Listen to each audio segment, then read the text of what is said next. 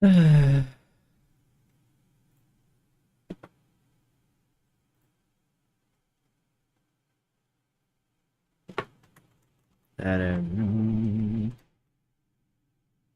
there you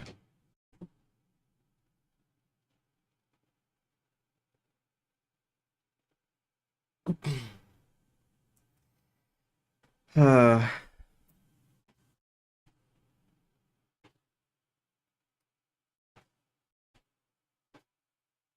I'm gonna turn off my fan.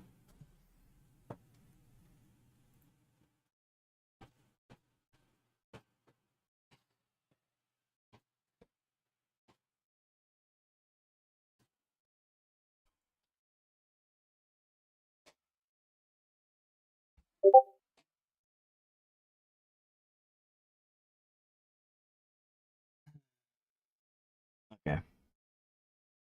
We have to. We have to. What do I want to do? What do I want to do? First, I want to frickin' mute Discord. That's what I want to do. I want to do that. That's what I would like to do. It's one of the first things I would like to do. I've been,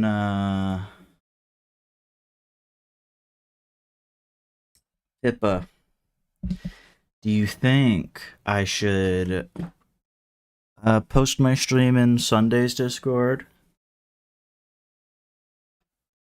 Was gonna ask for your help with some stuff finding, because what I'm mostly after right now is footage. I found this, which you can't see it, I don't think, but it is a 248 page report on the Columbia on the Columbia disaster. And so, I was thinking, I have some stuff already. I have already found some stuff, but I don't know if I want more, if I want less, or how much I want, or what I want exactly. And so I've been looking, but I've been finding stuff, and it's all been really interesting, actually. Um, really interesting. I've been wondering. Uh, so, um, you can. By the way, you can see everything, right? You can see everything. You can see my mouse moving right now. It's not cut off or anything. That's just on my end because of the position I have one of the things in, right? I just want to make sure. Just want to make sure. Yes. I was gonna go over it partially. And by partially, I mean fucking completely. I was gonna read it all. I think I'm on my break at work tomorrow, or either later today. I'm gonna go over it. Um, to get some background for the entire thing. Very important. But I found some stuff that's very interesting. That's very good. Um,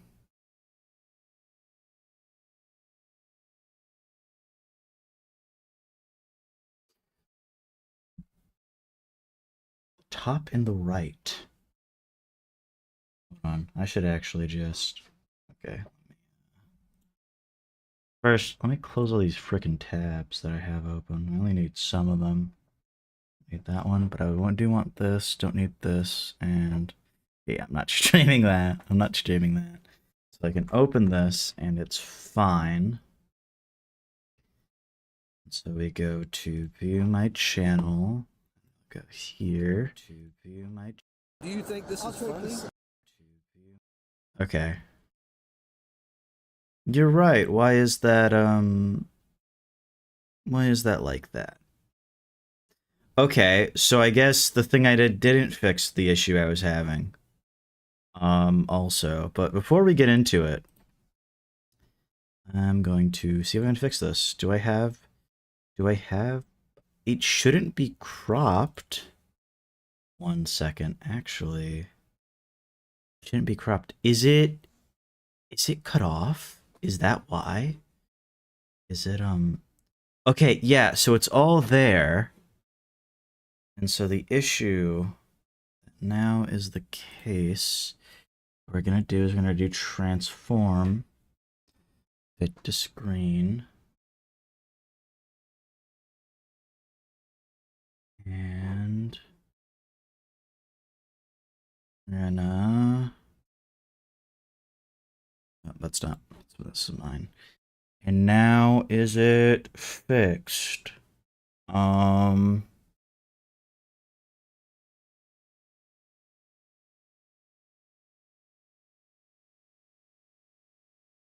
Yeah. Okay. It's yeah, that's what I wanted. Okay, so I will still have to fix that. Okay, fuck. Okay, it's fine. It doesn't matter. It's all good. It's not going to be something that's going to be able to be fixed right now. So it's fine. It's fine.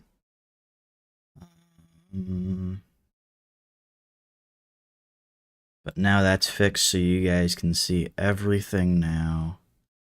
And I can move this back. I can move this back, and I know that it's fine.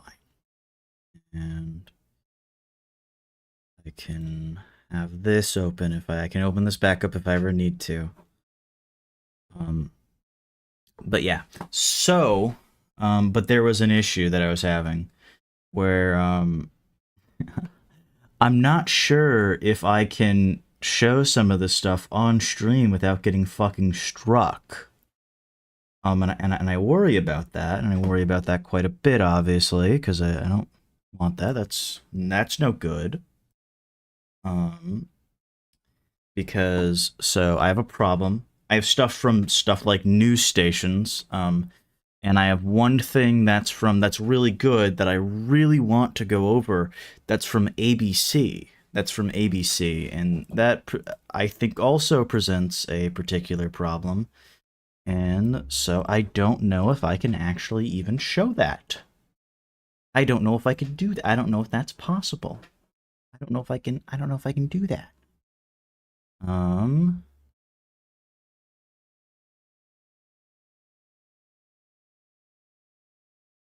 I wanted to do something else actually.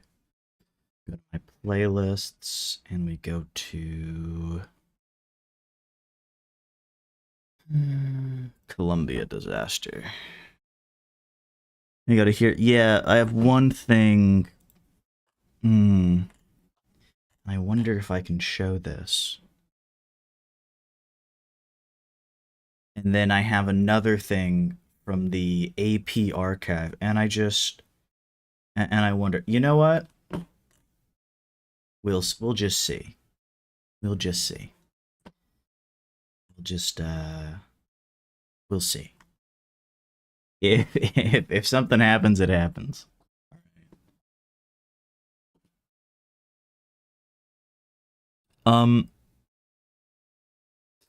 Oh, I guess I should also do something else.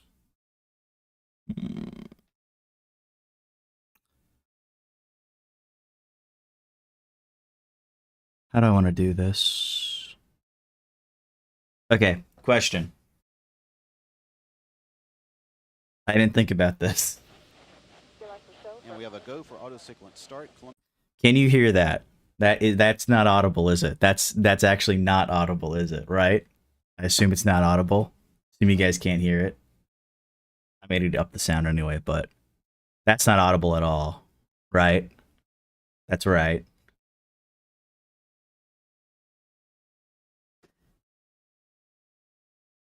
I assume it isn't. I assume it isn't audible at all. Okay, you could. Okay, so I don't actually have to change anything. That's good news for me.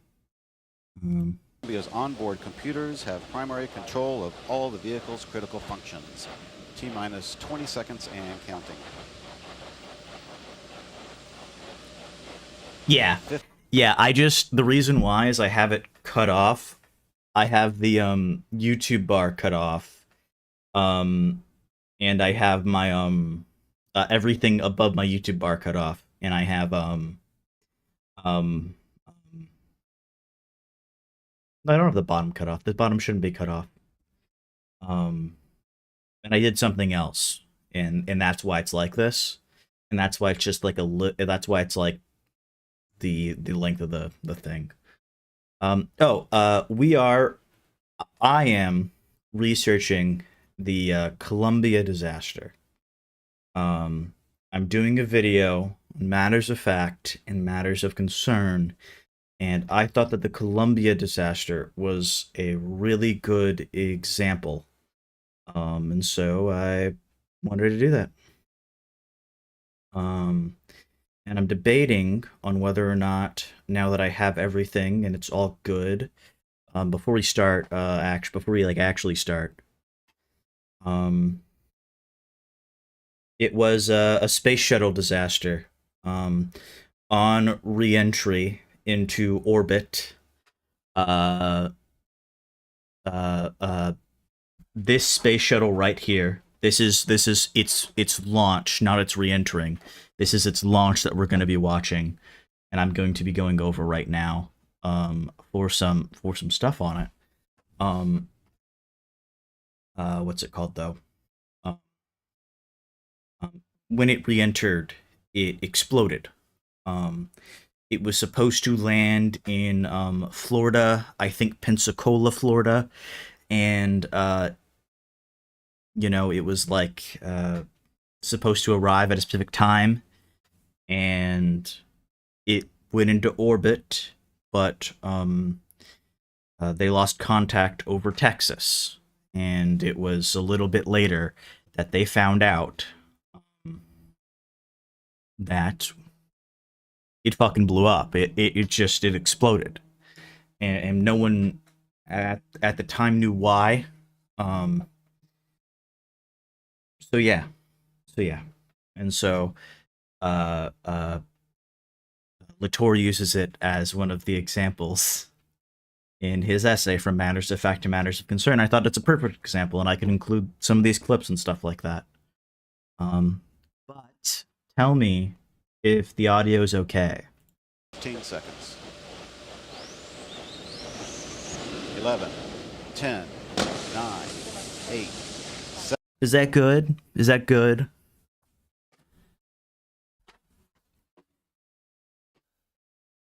Is it the audio for that good?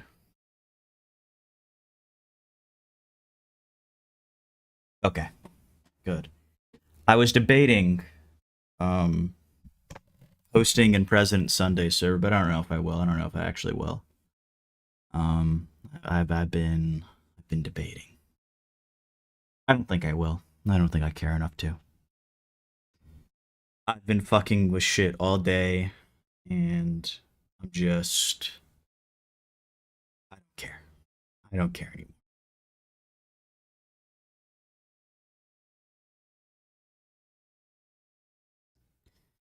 Oh, I see. I understand completely. Actually, wait. I actually think I did fuck up. Wait a second. So silly, I think. I actually think I did a silly thing.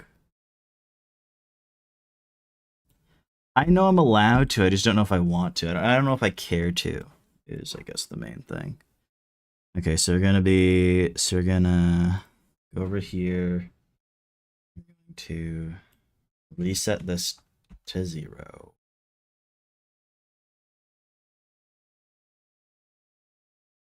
Close it. And how does it frickin' look? There we go.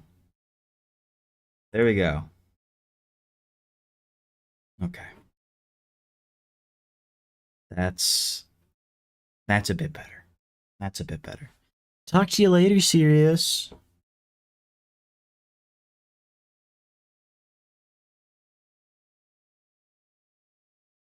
We have a go for main engine start. 5, 4, 3, 2, 1. We have booster ignition and liftoff of Space Shuttle Columbia with a multitude of national and international space research experiments. Houston now controlling the flight of Columbia, the international research mission finally underway. Roger, roll, Columbia. Columbia now rolling on to the proper azimuth for a 39-degree inclination to orbit. Shuttle in a heads-down, wings level position for the 8.5-minute ride to orbit. 30 seconds into the flight, the 3 liquid fuel main engines beginning to throttle back in a 3-step fashion to 72% of rated performance, reducing the stress on the shuttle as it breaks through the sound barrier.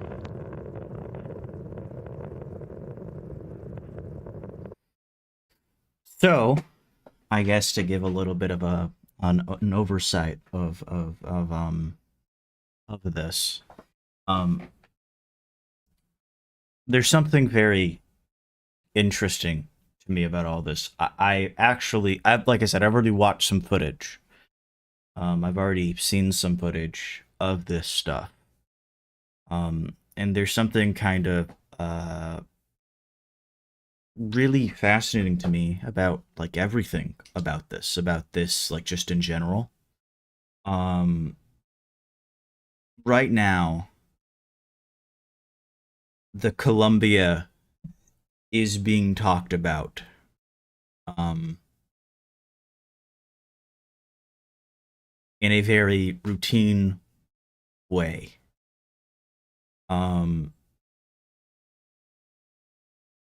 It very much strictly right now belongs to the quote unquote realm of objects, as it were. There's no real doubt about that. It definitively belongs to that.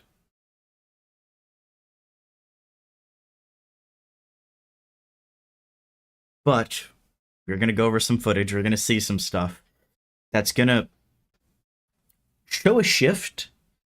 And I actually want to find more footage because before it's known that the Columbia exploded and what actually happened to it, it's still talked about in the routine way. But I'm actually curious to find footage from the days afterwards going over this stuff. I wonder if there's any interviews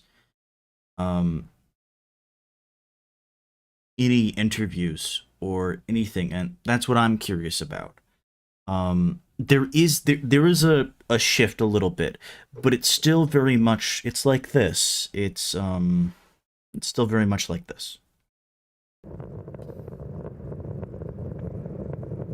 Columbia already 2.5 miles downrange from the Kennedy Space Center, 4.5 miles in altitude. The main engines beginning to rev up to full throttle, 104% of rated performance. Columbia, you send your go at throttle up. We copy, go at throttle up. The throttle up call acknowledged by Commander Rick Husband, joined on the flight deck by pilot Willie McCool, flight engineer Kalpana Chawla, and mission specialist Dave Brown. Mission specialist Laurel Clark, payload commander Mike Anderson, and payload specialist Ilan Ramon seated down on the middeck. 1 minute, 26 seconds into the flight. Columbia 10 miles downrange, 13 miles in altitude, traveling at 1,800 miles an hour.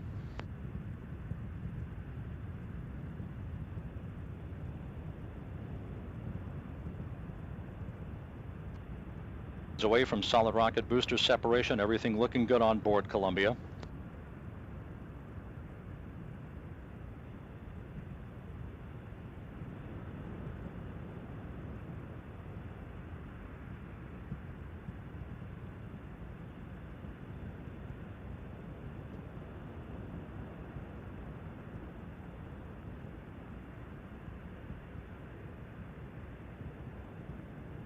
Solid rocket booster separation confirmed. Guidance now converging. Columbia's onboard computers commanding the main engine nozzles to gently swivel, aiming the shuttle for a precise target in space for main engine cutoff.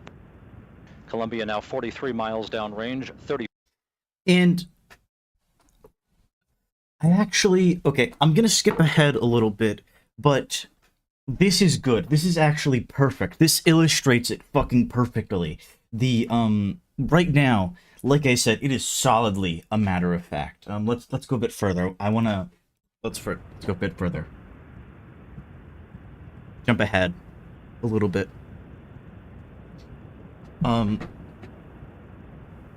Is there any speech? Is there any... Is this a replay?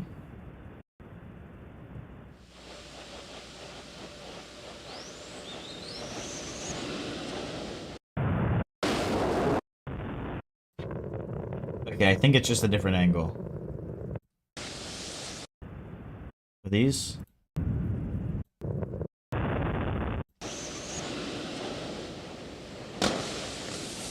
System engines have ignited, providing Columbia with a boost uphill for the next 90 seconds.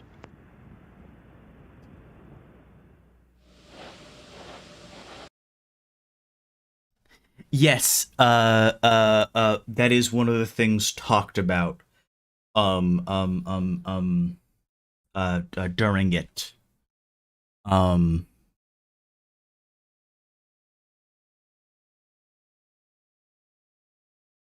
Okay. Okay, so these are all just trackers. Okay, so it was just 3 minutes. See? Very interesting, though. It's talked about in this very specific way. It is just a fact. This is just... There's nothing more to it. This is just science. Just astronomy. This is just a space shuttle launching. You know, a space shuttle launching, I have to note explicitly, for 16 days. And it is a space shuttle launching, not for anything really that grand. It is just to kind of test some science stuff, is what it is. And, like, you know, it's like, it's something the public, you know, may or may not care that much about. And we're gonna watch,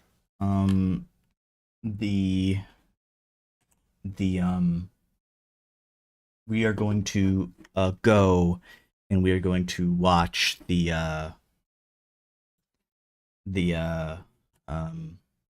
another thing of it failing to land. Sorry, I was about to say of it landing, of it failing to land. And that is this video. Now, let us continue. I've already watched this, so I'm going to probably skip around a little bit. But yeah. Radar at this hour, and things looking pretty good around the Cape. In the meantime, temperatures ranging from the 40 degrees, 47, for example, up in Tallahassee, 41 in Pensacola, and 63 degrees down in the Conch Republic. For today, we'll see temperatures generally right around that 70-degree mark. Daytona Beach at 69, 71 degrees in Melbourne. And as far as the shuttle is concerned, maybe a few low clouds over there. Temperatures trying to squeeze up into the upper 50s. Winds will be out of the northwest at about 10 miles per hour. Raul, they're on their way back, and they'll... Sorry for the crunchy audio. That's the video. That's the video, by the way. The video itself. Be down any moment. They sure are, Marty. Thank you so much. And we are breaking away from the Today Show now for a few minutes to show you the landing of the Space Shuttle Columbia. Touchdown is just a few minutes away. News. I wonder why... Sorry, something I noticed. I wonder why A is being cut out of the captions. Channel 2 space reporter Dan Billow is live at the Kennedy Space Center now and joins us with the final moment of this historic flight. Dan? Raul, we're about 7 minutes from touchdown here, and we're right at the Kennedy Space Center runway. Folks in Central Florida will be hearing sonic booms if they're not hearing them already very soon. Take a look behind me just very quickly. The low clouds Marty was talking about, they're right there to our north. Coming in, I think, a little faster, a little sooner than the Spaceflight Meteorology Group expected, and a little sooner, obviously, than they would like. The space shuttle, however, will be brought in from the opposite direction. You're seeing the runway right there. It'll be brought in from the opposite direction, landing south to north, and may squeak in from that south side of the runway before those clouds get there. The commander of the space shuttle obviously wants to have a good view of the runway as he comes in at about 220 miles an hour. And, of course, we'll just have the one pass to make the one chance to come in landing. The feeling of gravity will be unfamiliar to Commander Rick Husband as he comes in. And right now, the moments before we find out something is going wrong. Like with the launch, things are still set in the same tone, the same matter-of-fact tones. Things are just going on. Things are fine. Everything is going according to plan. These are just, astronauts returning to Earth. That is all. Nothing more to it. Nothing grand. Let's give you a look at Mission Control as they help bring the orbiter in.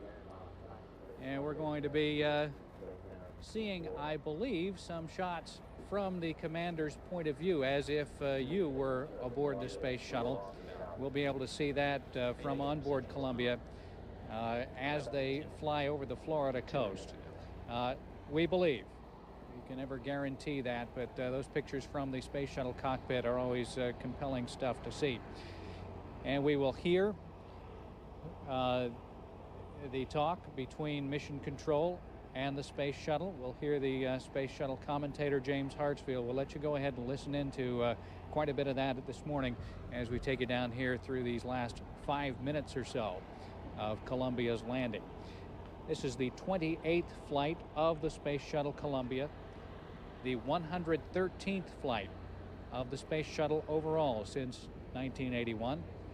And in this case, there are about 70 international scientists very interested in the cargo that Columbia is bringing home. They've spent those 16 days in space doing nothing but science. This was not a space station flight, unusual in this day and age. They have had dozens of science experiments, research to do, looking at how spaceflight affects people and looking how it affects materials.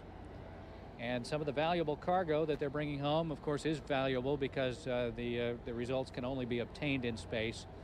There are all kinds there are bone experiments. There's bone culture that has been growing in space. It grows differently in space than in gravity.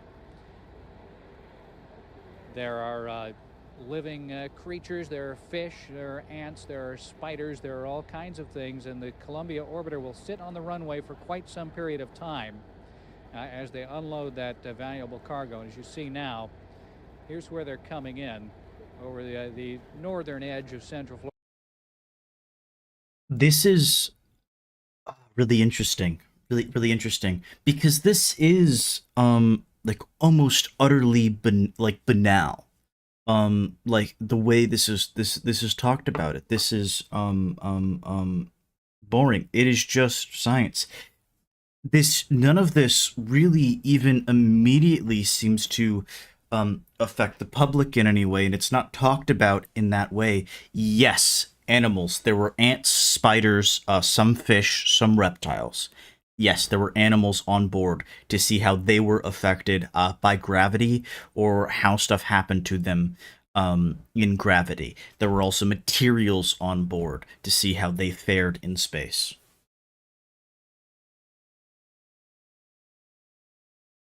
Florida, you might say, before dipping down. Continuing to stand by for communication. Dipping down around Orlando, Sanford, Titusville. They should be here in another about 3.5 minutes. Ask a quick question now, Dan. Of course, we've heard a lot about the security down there for Ilan Ramon, the Israeli astronaut. Anything you can tell us on that front? The security is very much heightened today, but lower profile than on the days leading up to the launch. There are fewer officers here enforcing security. It is a simpler task to secure a landing shuttle than it is a launching space shuttle, simply because the shuttle is not out there as a target on the launch pad for days and days before launch. You also have fewer VIPs here, but I'll tell you, there is a great number of Israeli media here at the landing strip. The astronauts' families are here, as they always are. They all have a personal escort of local and federal law enforcement people following their every move, and all around the runway here, the area you can guarantee is quite secure. You've got the clouds now having pretty much moved over as they move in rather quickly the whole runway area, and I'll be interested to see whether the commander of the space shuttle has a good view of the runway as he comes in. The space shuttle has very high-tech instruments as you can imagine, and the guidance should be fine. It should be no problem really if they have to come in with poor visibility, but they may not have quite gotten the weather call right here today. As you take a look at some fairly low clouds with 2 minutes to go, really not hearing much from Mission Control. I'm almost starting to doubt whether the sound is working very well. Oh, here we go. Continue to seek tracking or communications with Columbia through Merritt Island Tracking Station. Well, Last communications with Columbia was at 8 a.m. Central Time, approximately above Texas as it approached the Kennedy Space Center for its landing. wow. Flight Director Leroy Kane is now instructing controllers to get out their contingency procedures and begin to follow those. Oh my goodness. That's unprecedented. That's not good. The flight dynamics officer reports no tracking data from the C-band radar at the Merritt Island Tracking Station has been reported of any objects. Whoa. Well, you're hearing commentator James Hartsfield in Mission Control saying that the tracking station here on Merritt Island, here at the Kennedy Space Center, is not able to pick up anything. Not able to pick up anything at all of the space shuttle. The space shuttle should be sending telemetry actively that is picked up by receivers on the ground, and independent of that, receivers on the ground should be able, just by radar, to go and to go ahead and pick up a signal of anything that is flying in the area. I mean, that's simple. That's routine. That's doable. It has nothing to do with the clouds that you're looking at. The last communications, as you heard. And here is where I think we really do start to make the switch that Latour talks about, where this stops. This is the start of where it stops being a matter of fact and starts to become a matter of concern. And I think the one thing that Latour talks about too is that it's the confusion, it's the crisis of it all, of like what this is, like what this means. And it's especially, we're gonna watch another video after this that gets into it a bit more, but there's a few things that make this especially vulnerable to the angle that this is, of course, a crisis. So yeah. From the space shuttle, we're just after 9 o'clock. He said 8 o'clock Central Time, just after 9 o'clock our time. That's 15 minutes ago. Right now we're counting down to 3 seconds. This was, they lost telemetry data about 7 minutes before they started covering it. Like, by the time that this is covered, this is being covered right now, I assume it doesn't seem like there was any real cuts made in time, and so I'm pretty sure that they started this if they lost it at 8, no, actually, sorry, correction. Last contact was made at 8 Central Time, and so that was 8 minutes before the start, and now they found out they've lost telemetry data, and like this is all happening within the fucking span of a few minutes, like it, crazy. Seconds to landing. Yeah, they're supposed to be landing right now. They're not here. Where are they? They're lost. I'm going to stop short of saying this is a disaster yet, but you know, you're hearing what I'm hearing from Mission Control. We hear nothing at all. You heard Hartsfield, the commentator, say the flight director Leroy Kane is telling people to get in Mission Control to start looking at their contingency procedures, start looking at what they do to you know, as their backup plan, to try to figure out what has happened to the space shuttle. Now, Dan, obviously communication's been lost here. Any chance that maybe there's a problem with the radios on board as far as that's concerned? No word yet that you're hearing on your end? No, no communication from the space shuttle. No one on the space shuttle has said anything to Mission Control. They have not heard any voice contact. They have apparently no telemetry. It has all dropped out. Can you hear any concern as far as Mission Control, as far as Houston, Cape Canaveral, anything now that we're past the scheduled time of landing for the shuttle? I mean, yeah, this is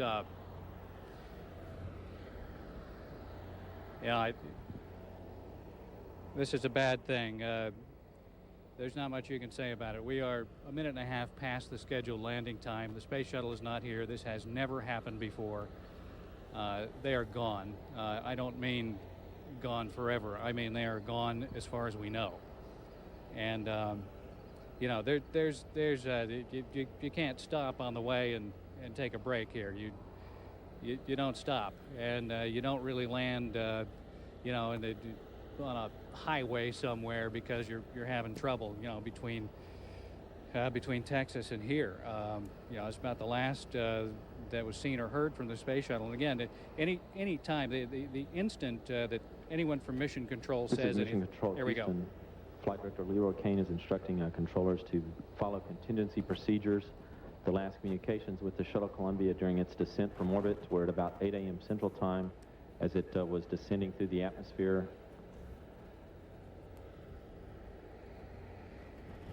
At an altitude of about 207,000 feet, en route to the Kennedy Space Center, Florida, and a touchdown that was anticipated to occur about 2.5 minutes ago.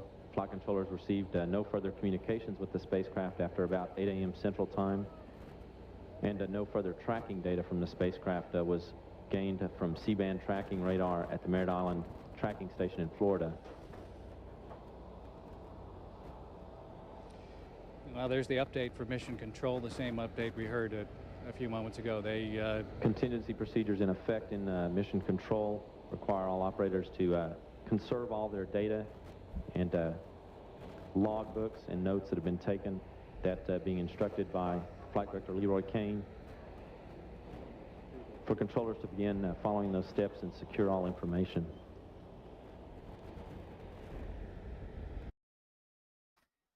This is another one of the I think moments that does mark the shift. They have procedures, but I mean, like, what do you do? And all you really can do at this point is save as much data as you can to maybe figure something out, you know.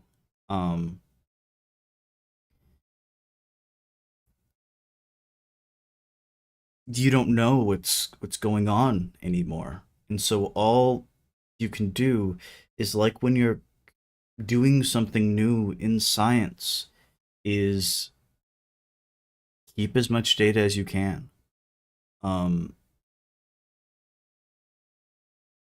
Figure something out. Go over stuff. Figure out what matters at that point. And I think this is very, very interesting. I think there's a lot I can do with this. Well, we've got a first-class Testing, a page problem on our hands. As you heard James Hartsfield say, 207,000 feet altitude was the last that was seen or heard of the Space Shuttle Columbia and the 7 people who are or were on board the Space Shuttle. They are using radar in the Merritt Island area to look for them. Now, you know, when they're at 200,000 feet altitude and where they were at that point. Leroy Kane has declared a contingency. Flight controllers here in Mission Control are securing all their information, notes, and data gathered from the spacecraft. The last communications with Columbia at 8 a.m. Central Time as it was descending toward Florida for its landing. At that time, about 207,000 feet above Central Texas, traveling approximately 12,500 miles per hour, 1,192 miles from its touchdown at Kennedy Space Center. Now, at that point, over 6 a.m., no communications were received with Columbia, and no tracking data received through the Merritt Island tracking station. Those efforts made. Flight Dynamics Officer reports no objects tracked through that tracking data.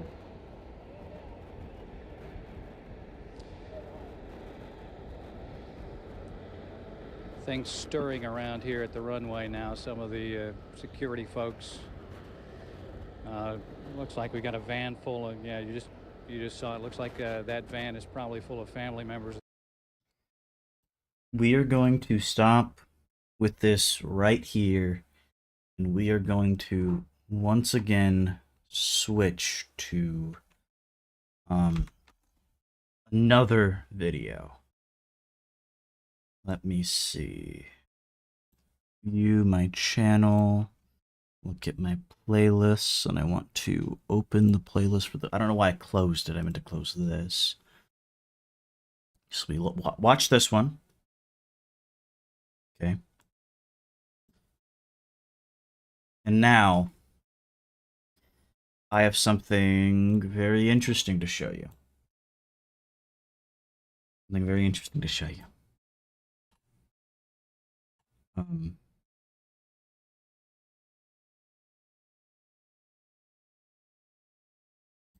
Let's see. This is from the day after the Columbia disaster, a day or two after the Columbia disaster, I believe. And this is the tour talked about it. This is the president's speech.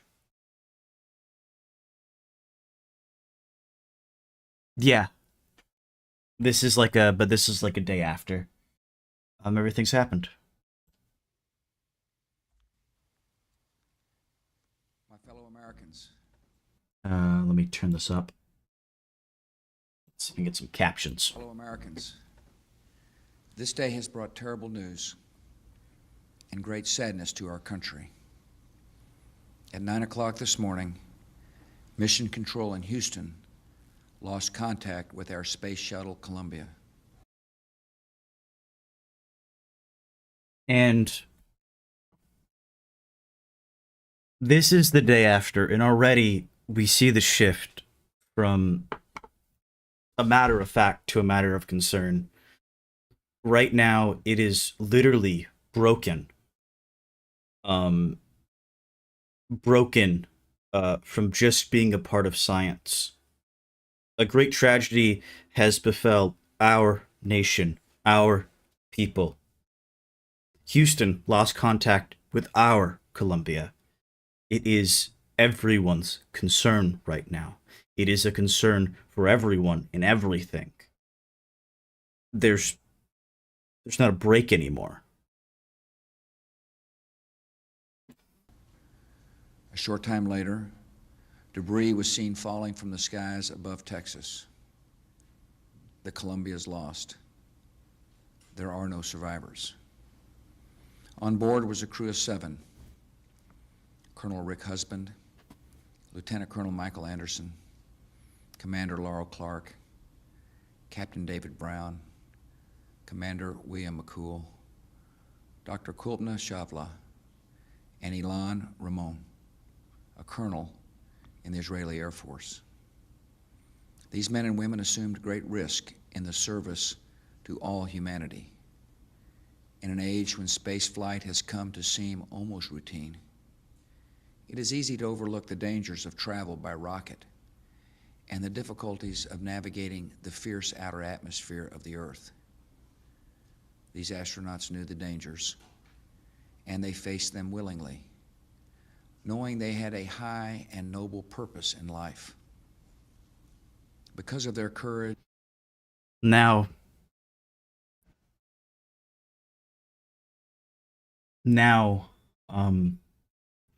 they aren't just doing science. They were doing something willingly, with great dangers, with high and noble purpose. This is the fucking shift. This is, like, genuinely the actual shift.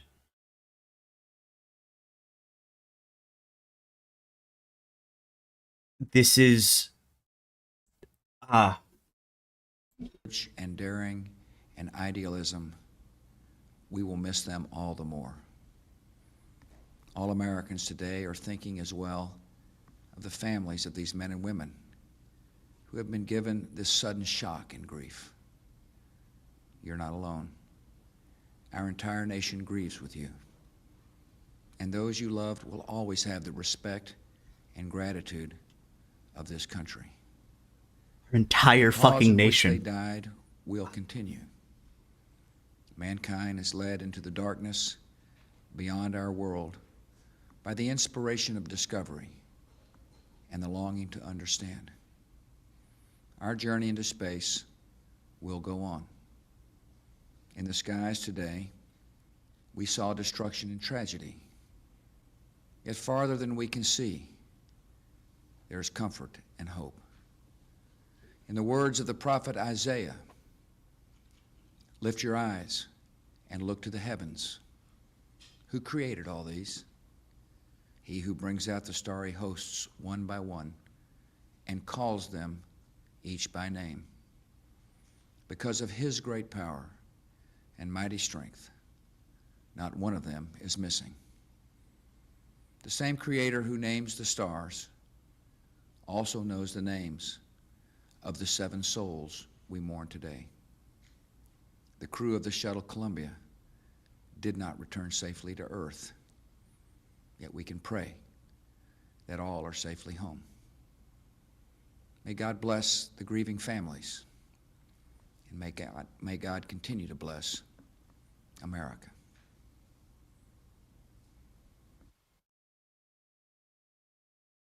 And just fucking like that, this was a day or two later. This is the fucking shift. This is... And it's so... At least to me, it feels so obvious. The words chosen, the things said, it's clear. It's like literally clear as day.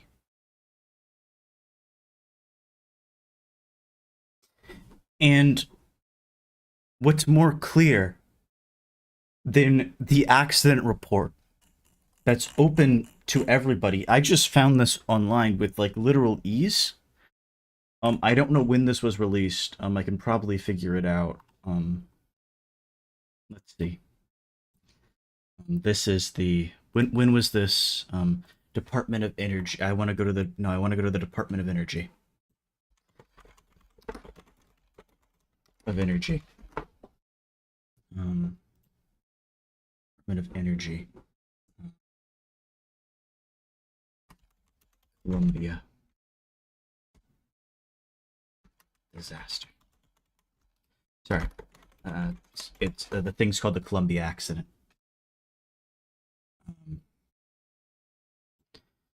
This was in August. Fuck. What do I search? Maybe I search Kane? Columbia accident investigation, or sorry, CABE. CABE. That's what it'll be. No searches were found. How do I? But I want to find this. Few all topics. Was this? Okay? So it says it was released through that. Biotechnology.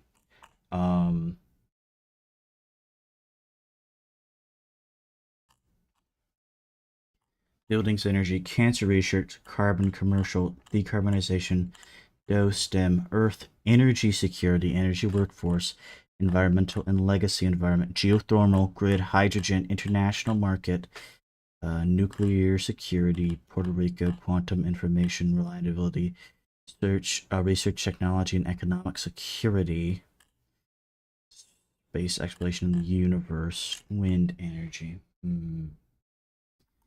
Wonder what it would be under. I'm gonna go back. So let's see.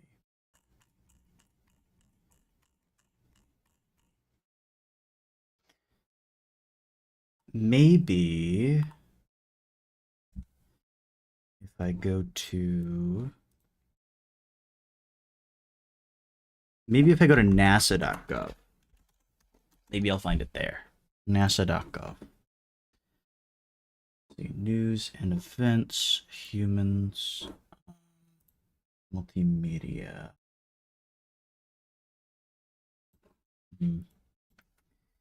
Columbia. Let's see. There might be something I might have to do specifically that I just don't understand right now.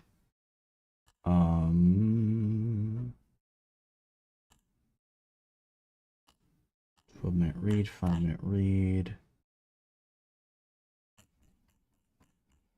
So you want to do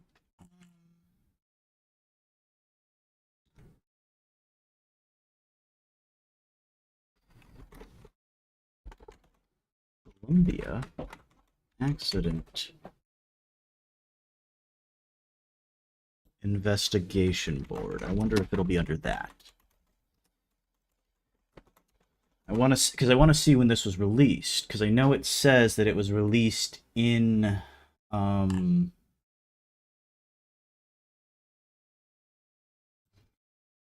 was this released? We'll take this as a good example.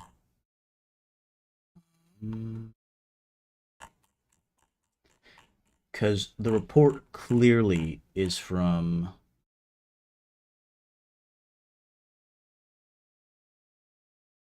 this the accident.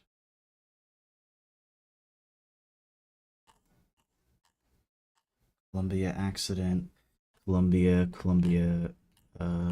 documents, comprehensive crew, Columbia sensor, Columbia research, U.S. documents, president addresses, the CAB charter, member biographies, an outline of the purpose of its members, CAB preliminary recommendations, the CAB report. Let's go to this. Can I go to this? What if I type in... Oh, didn't want to do that. Oh, didn't want to do that. There we go. What if I type this in? The CAB report.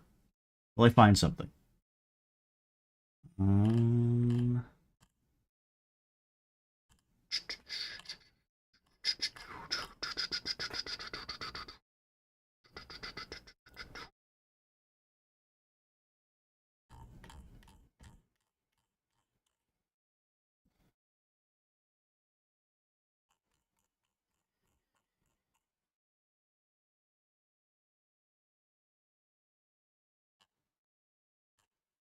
want dates. I want dates.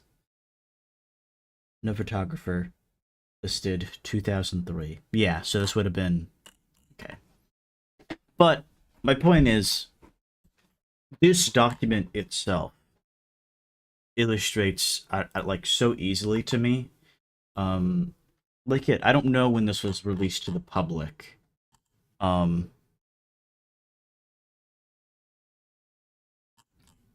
don't know when this was ever released to the public, but this report right here, like unfucking doubtedly, is like it was, and I wonder if it was talked about on the news when it happened. We need to get that as well. That's what we need to get. That's one of the other things we need to get. Oh my fucking god. Because you talked about that. Need to find articles. Or stuffing like that. Okay, so we're done with this one. We're done with this one. But you see, everything's like fucking... It's all there. Okay, this is too loud. I'm gonna turn this down. 10, 9, 8, 7. We have a go for main engine start. This is this is something from this year, but this I think provides some important background stuff. And so I want to deal with that. 3, 2, 1. We have booster ignition and liftoff of Space Shuttle Columbia.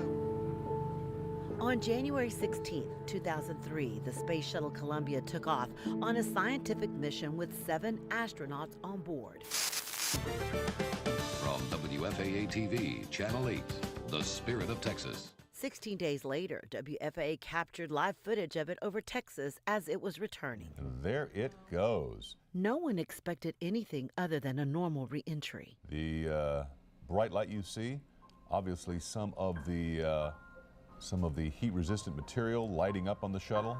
The shuttle was 16 minutes away from landing in Florida. It never made it. Instead, what our cameras captured was the shuttle exploding. It looked like a normal re-entry because the shuttle would normally light up in re-entry because of the heat of the friction of the Earth's atmosphere. But then we began to see this. You'll notice here, it looks like you can see pieces of the shuttle coming off. Pieces of it fucking coming off. Yeah.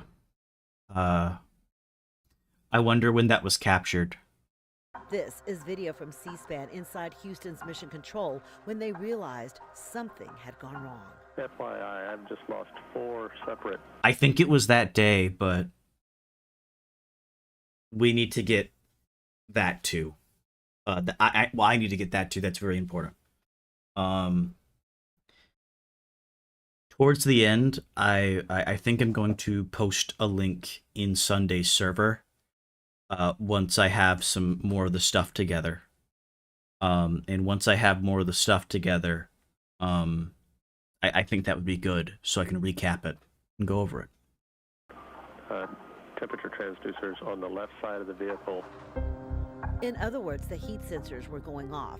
Joe Gutheinz is a former NASA investigator with knowledge of the Columbia investigation. First indication that there was a problem was when the temperature transducers that were now operating at 100% indicated that there was, in fact, overheating occurring. Back inside Mission Control, they repeatedly tried to reach the astronauts. Columbia, Houston, UHF comm check. According to NASA, the last transmission from Colonel Rick Husbands was minutes before. His final words, Roger, and then silence. It's believed that there were 60 to 90 seconds that existed where the astronauts would have been aware that there was something going wrong. GC flight. Flight GC, lock the doors. NASA declared a state of emergency and sent search and rescue crews to East Texas when parts of the shuttle began raining down. Pieces fell over 2,000 square miles. Matt Orwig was the U.S. Attorney over the Eastern District of Texas and helped lead the investigation. He says it was considered the largest crime and recovery scene in U.S. history. It's the largest. Fucking the largest. Which is, very interesting. Very interesting. That's the case. That was considered this, at the time. And just complex. 84,000 pieces were recovered, pieced together then to solve the mystery of what caused the explosion. Initially, there was concern the explosion was intentional because there was an Israeli astronaut on board, and authorities feared he might be a target, so they increased security for the landing. We weren't that far removed from 9/11, and so there was consideration that it could have been a terrorist attack of some kind. NASA raced to recover as much of the shuttle as possible to determine the cause, so thousands of law enforcement. And, like, this is the fucking, like, thing about it, too. This isn't far out from 9/11, and, like, the threat that this could have been, like, the idea that this could have been terrorism was obviously, like you said, very much an idea in the mind of the people. Like, even if it doesn't make much sense, it because I don't know, it probably wasn't something that was considered. I hope it wasn't something that was considered for too long, because I feel like it doesn't make sense to be a terrorist attack. Enforcement officers and soldiers were called in to help recover the parts. While most people turned over what was found, a few residents wanted to keep it. That was considered a crime. People naturally thought that they should be able to keep that or wanted to keep it And we just stress the importance. A few people were prosecuted for not turning over pieces of the shuttle, but eventually nearly 40% of it was recovered, including the left wing. WFAA was there when a rancher found it. The left wing was critical to the investigation because NASA eventually determined the heat tiles on the wing were damaged on takeoff. The left wing is what actually got hit by a piece of the foam from the main tank. The piece that hit the orbiter was about a little less than 2 pounds in weight. So anything dealing with that left wing, that was 0.0 in the investigation. Guthein says NASA knew a piece of the foam had struck the left wing on takeoff, but determined it wasn't a problem. Even WFA's anchors reported that in the first hour of our coverage. NASA said as late as Friday that the damage to those thermal tiles was believed to be minor at that time and posed no safety concern. But it was catastrophic. That's exactly what happened. It was a hole created by the impact, and that hole led to the destruction of the orbit. I can see your camera. Okay. Among the things. Yeah, this is not as compelling to me as this, mainly because this took place like fucking a million years after, but still, it's like, I still think it's like, you know, decent little thing to go over a little bit. So interesting. And now we're going to find some more stuff.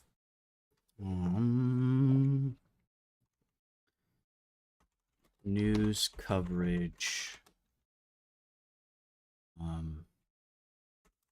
After the CAB 2003.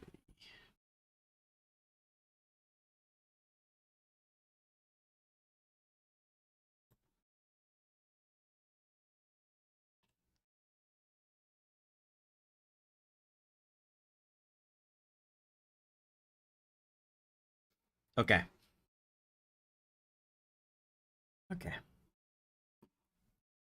Probably not gonna watch all this, but I'm gonna see about this.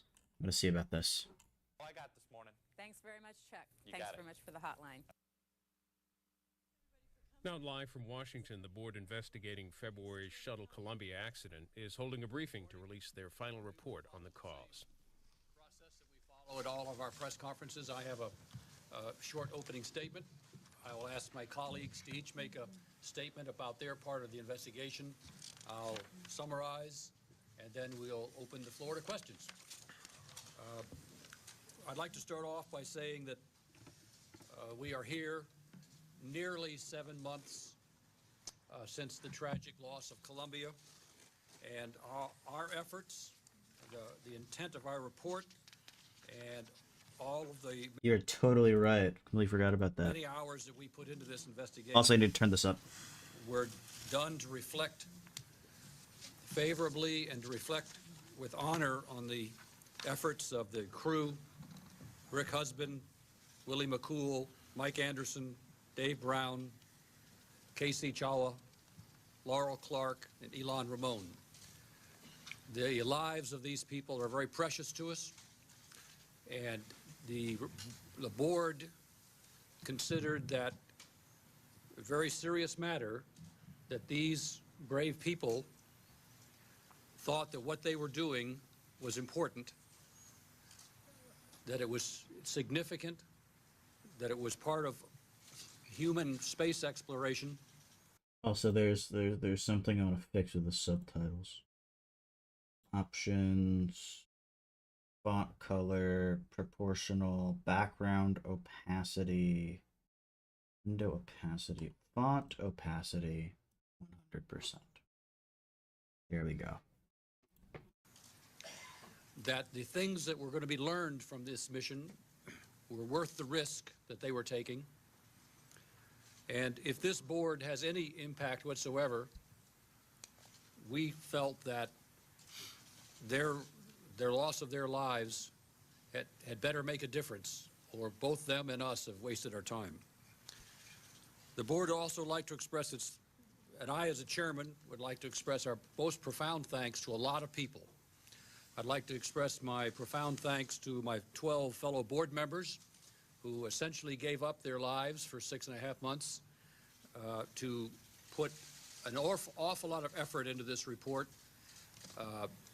We essentially work 7 days a week, as you are aware, but most of these people, either one, they put their previous life aside and devoted 100% to this investigation, or two, some of them began leading 2 lives and keeping 2 jobs, and they did the investigation in the daytime and they did their other duties at night. We had about a staff of about 120 people on the investigation team. To them, I owe a lot. They worked very, very tirelessly. They did brilliant work. They probably will never get their names in the newspapers or on television, but they did a wonderful job, and we, as a board, are indebted to them. To the hundreds and hundreds of NASA employees who assisted us with this, we are indebted to them. They also made a great contribution. And lastly, as I have mentioned in almost every press conference that I've taken part in, the 25,000 to 30,000 private individuals who helped us, mostly in the area of the debris collection, but in lots of other ways too. We owe a great debt to all of them. As you may be aware, for example, we had over 3,000 unsolicited public inputs, either in the sense of letters or emails to our website. We had all those debris collectors who marched shoulder to shoulder through the state of Texas, picking up that debris, which turned out to be so significant. We had people who contributed photography and videography, all of which contributed to this accident investigation. So we owe a lot of people. This is it. This is fucking it. The matter of concern. Again, it's being shown. It's obvious. It's already been shown. But this. It wasn't just people literally like put on to work on this. It wasn't like their job. 30,000 people. 30,000 private individuals contributed to this. They didn't have to do that. They didn't need to do that. And this is where things are getting mixed up now. There's no longer a clear division between science and society at this point. It's disappeared.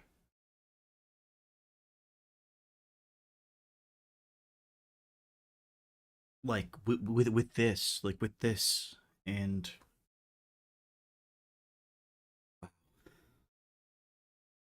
wow. I didn't think I'd find something so significant to me for my video, for the video I'm going to be doing, like this early on. But this is probably like one of the most significant things. One of the things I need to find ways to fit into the video. Like, I already have, like, so many ideas for what clips I need to choose, and at this point, it honestly seems like a question of when do I need to stop? You know? So yeah. People, thanks. And we are the first to acknowledge that we could not have done this by ourselves. Let me say at the outset that this board, and I think I can speak pretty confidently for the 13 members, the other 12 members of the board, this board comes away from this experience convinced that NASA is an outstanding organization. It's full of wonderful people who are trying very, very hard to do very unique and very special things. Things that are not done any other place in the world, and for the most part have never been done by mankind before. And we would like to make sure that the American people realize that they have an institution in which they should be very, very proud in the form of NASA.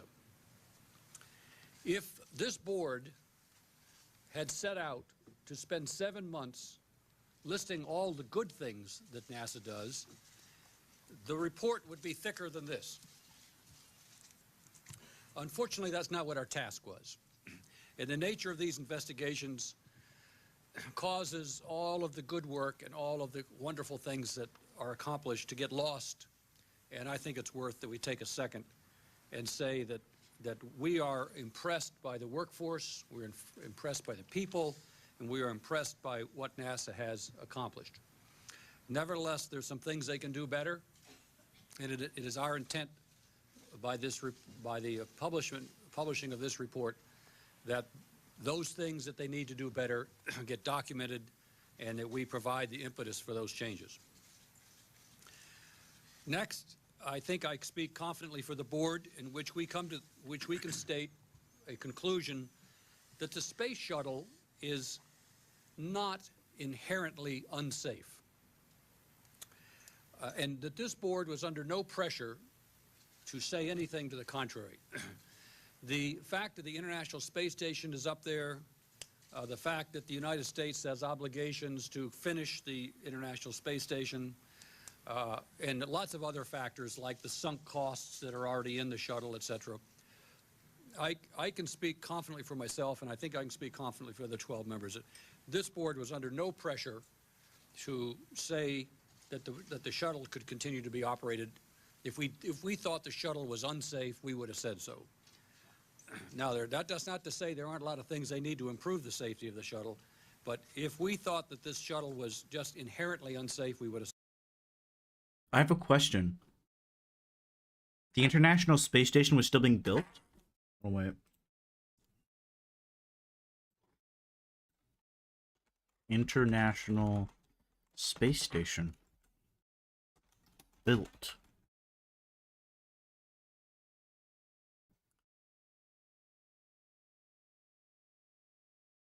I didn't realize that it didn't stop construction until 2011.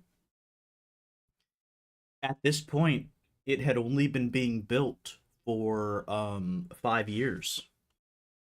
Wow. Wow. Said so. However, that doesn't mean that there aren't lots of things that they should do to operate this thing more safely. That's essentially the context of our report.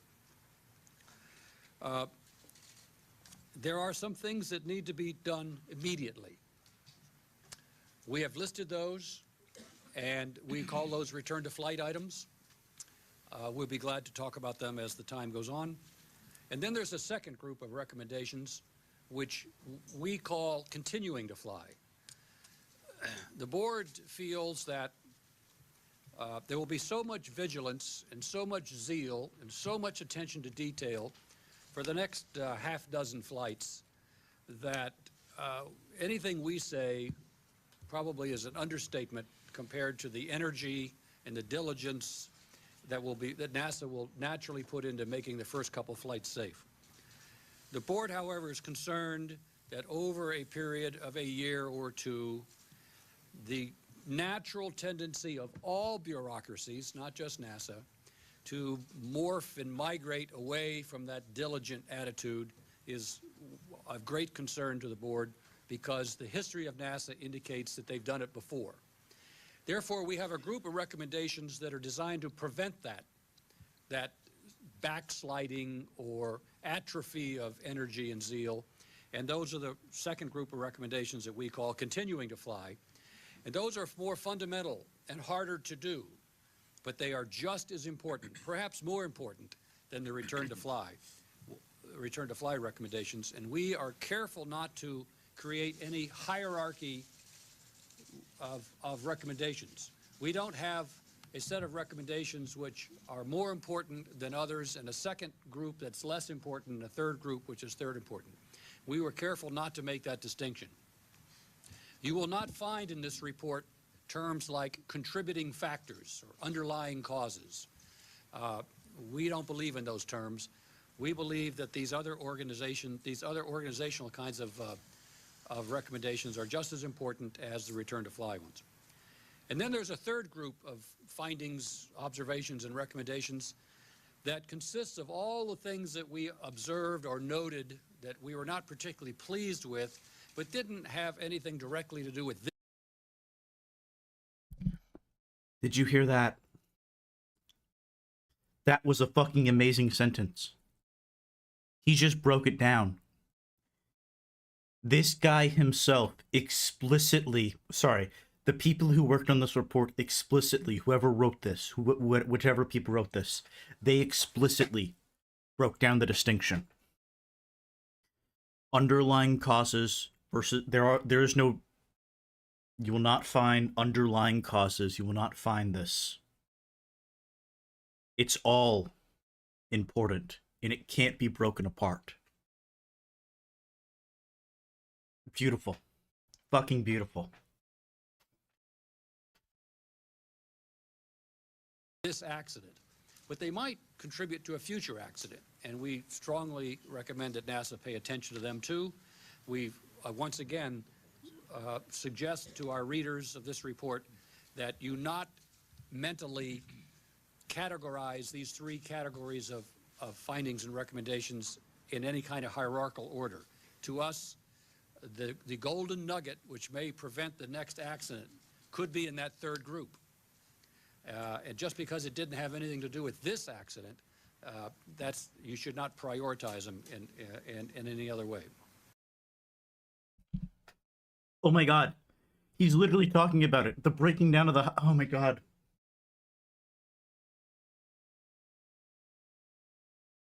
I have to open, I'm sorry, I have to open Politics of Nature now. I have to.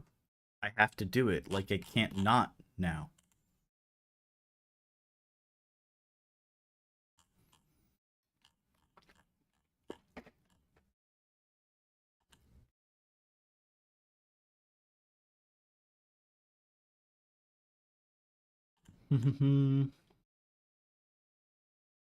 Sorry. Hierarchy.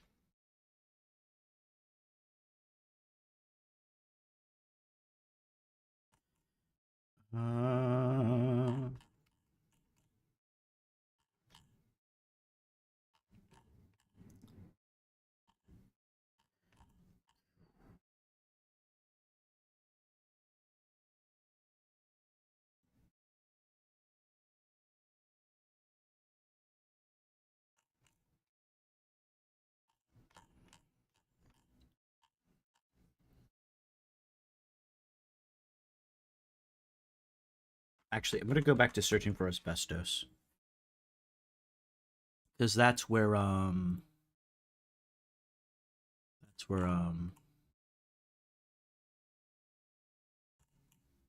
yeah. Actually, yeah, I'm just gonna go over it. I'm just gonna go over it really quick.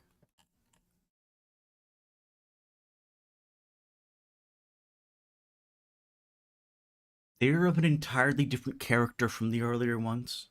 This explains why you talk about a crisis every time they emerge. Unlike their predecessors, they have no clear boundaries, no well-defined essences, no sharp separation between their own hard kernel and their environment. It is because of this feature they take on the aspect of tangled beings. In the second place, their producers are no longer invisible, out of sight.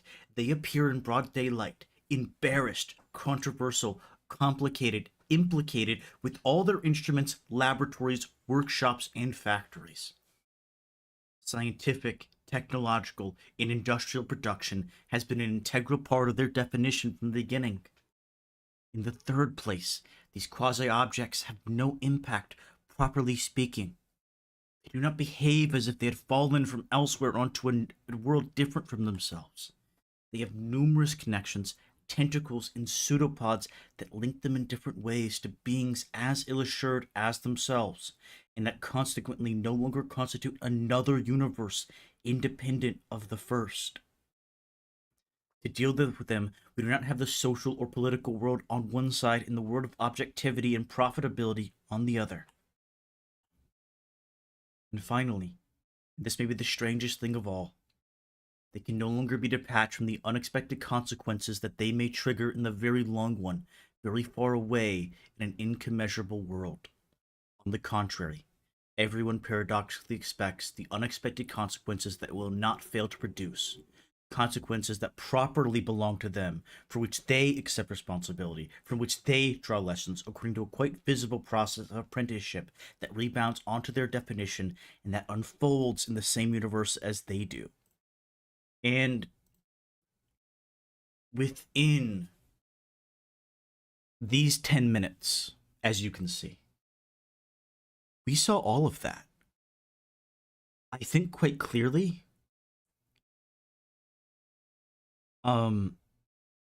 We saw all of those features. And it's only been 10 minutes of this video.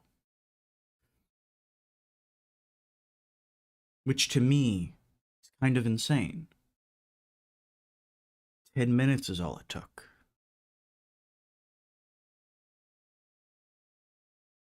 We didn't even have to go over the entire hour 20. We didn't have to go over half of it. A quarter of it. We had to go over, let's see, a 12th of it. We had to go over a 12th of it. And if I am being, and if I look back at it earlier, there's a chance I might have been able to stop it sooner and say this.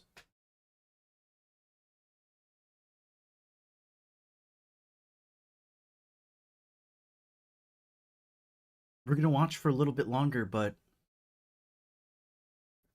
I think right now we've really discovered it. We've really hit the core of this.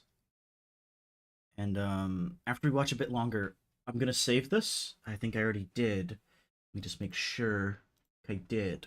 Good. And then I think we're going to stop. Because the rest is just going to be me finding news, finding stuff talked about, going through finding some other stuff. And I'm not going to have much more to add after that point. And so I feel like, you know, in the vein of I'm not going to have much to add since I'm just going to be going over stuff, but, you know, it should kind of be stopped a little bit. We've been going for an hour and a half anyway, almost. So I think that's pretty good. We feel very strongly about that. I will stop talking here because I get the last word, and I will ask my colleagues here to say in just a few minutes to talk about their contribution to the report in the section that they're ready to talk about. I would like to have the boards put up, if we could have the board putter up or put up the boards over there. That'll happen while we're speaking. And I will then come back, say the last few words, which will be some words about the future, and then we'll open it up to questions. So I'll turn to my colleague here, Dr. John Logston, in Group 4. Go ahead, John. Thank you, Admiral. The STS-107 accident happened at a particular time in history, but the history part of it, the board decided very quickly after it started its investigation was important. We looked at this as an accident rooted in the history of NASA and the history of the Space Shuttle program.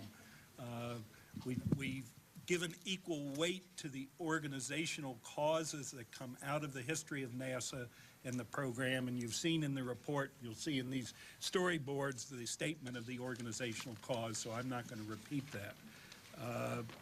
But as I was added to the board about a month after it started, I was given the mandate to try to trace that history, and we did that, the history of the original decisions that shaped the shuttle program, which are in Chapter 1 of the report, and then the history from Challenger to Columbia, which are in Chapter 5 of the report. I think we can summarize what's there in terms of three main points. One was the budget pressures and workforce pressures. In order to fund other parts of the NASA program, the shuttle program was squeezed during the 90s. Its budget was cut by 40%, its workforce was cut by 40%. That left too little margin for robust operation of the system in our judgment. It was operating too close to too many margins.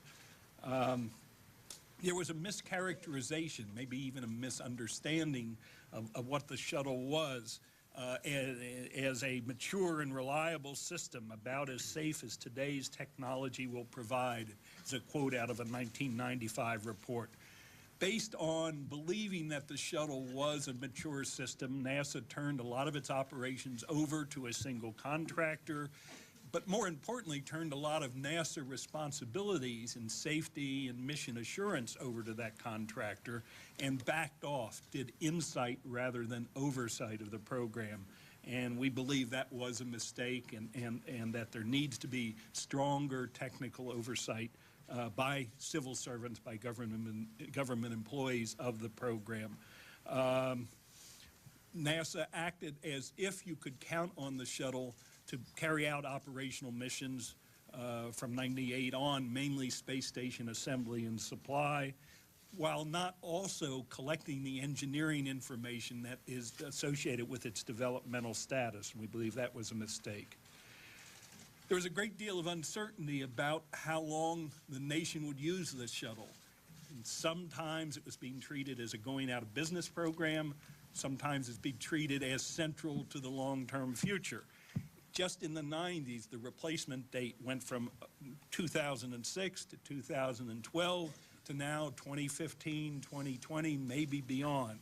It made it very difficult to decide how much to invest in the system, invest in the ground infrastructure, which was deteriorating, and so the whole system was operating in ways that were characterized by uncertainty, by stress, by tension. It's hardly an environment for effective, safe operation of the program, the board concluded. Underpinning all of this was what we've characterized as NASA's human spaceflight culture. That word has been in the news a lot. We provide a definition of culture. There's that fucking word, uncertainty. Oh my god. As the basic value. Genuinely, I am just kind of dumbfounded a little bit by all of this. I didn't think I would get something as obvious as I'm getting right now. I'm gonna be completely honest. I didn't think I was going to.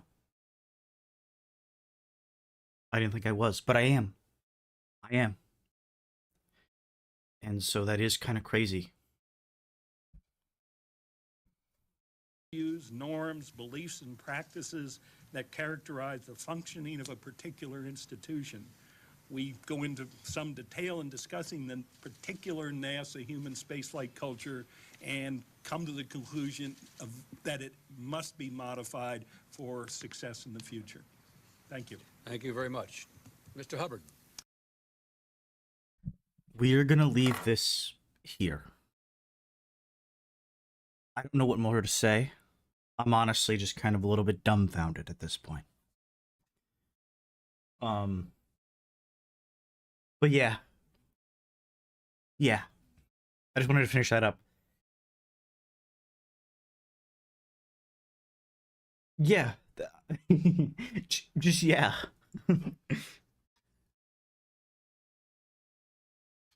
This feels a little bit crazy. A little bit crazy to be hearing about. A little bit crazy that this is so obviously what Latour talked about.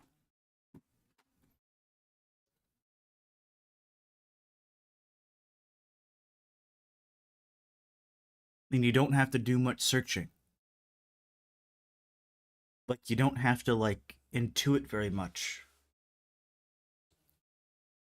This is the difference Latour is talking about.